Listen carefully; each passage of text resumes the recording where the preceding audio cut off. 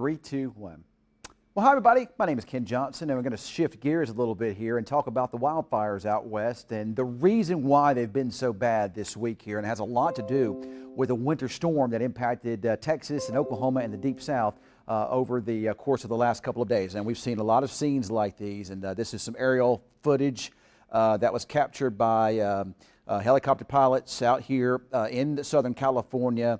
With the mountains and the brush on fire. You know, California, especially Southern California, has a long history of wildfires. You know, you've just got the terrain, the dry terrain, and there's a number of factors that can also lead to the ignition of these fires. Sometimes, of course, unfortunately, arsonists can set these. Other times, sometimes the strong winds can create sparks and from power lines, and sometimes the bottom of a hot car can create them. So many things, cigarette butts, all those kind of things, so many things can create these fires. And what really helps to push these fires around is a couple of things. Well, the first thing you have to start with is looking at the drought conditions that are out here.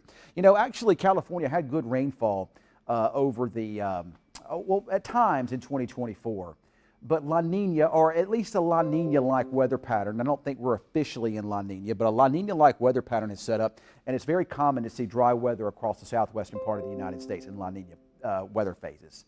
La Nina is where the water in the Pacific Ocean off the South American coast is cooler than average. Now, on the flip side of that, the water down there is warmer than average. Then that's El Nino, and that brings a lot of rain. That was what we saw last winter. That's when we saw the rain in southern parts of California here. So the La Nina-like weather pattern is probably to blame for the dry conditions out here.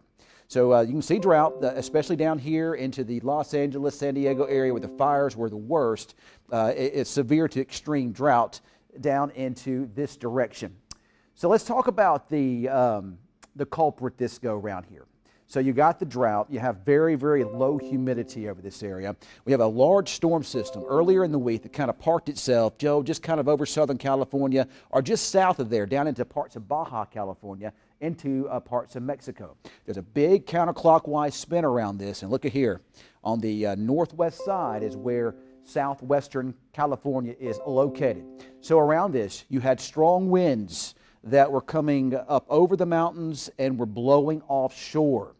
This is known as the Santa Ana wind, and this type of a flow here creates low humidity, and it causes the temperatures to rise because that air descends off the higher terrain there into the valleys and there into the southern parts of California here.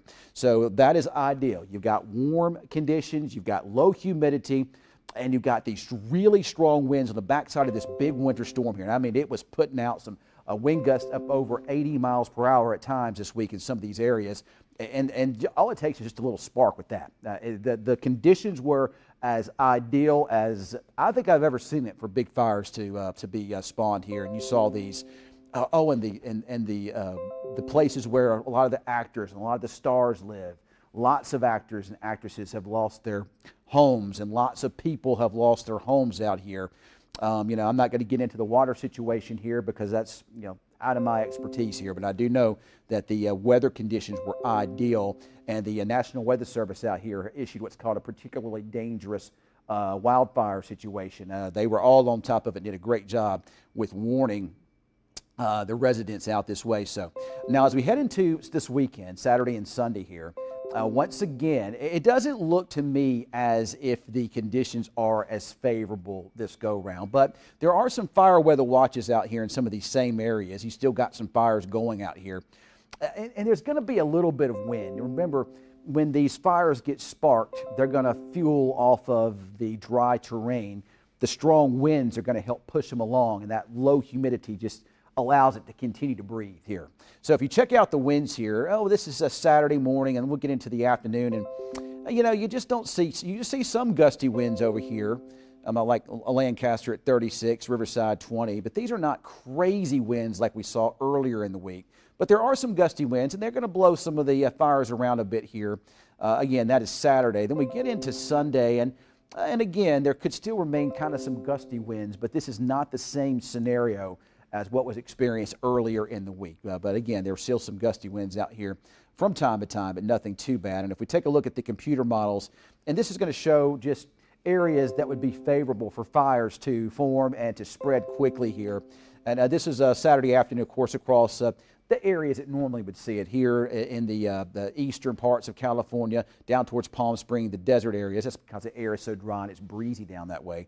Then we get into, and you can see it right here along the shoreline here, there remains some areas that might still be favorable for some of those fires to still get spreaded around.